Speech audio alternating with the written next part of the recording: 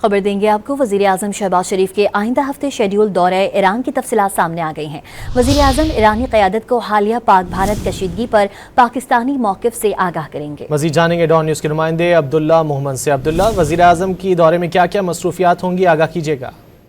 जी बिल्कुल, वज़ीर-ए-आज़म शहबाज शरीफ की दौरे ईरान की तैयारियां हतमी मराहिल में है और सफारती ज़राए के मुताबिक शहबाज शरीफ ईरानी सदर मसूद पेशेकियान की दावत पर ईरान का सरकारी दौरा कर रहे हैं और ईरानी वज़ीर ख़ारजा अब्बास अराग़ची ने हालिया दौरा पाकिस्तान में उन्हें ईरानी सदर की जानिब से दौरे की दावत दी थी।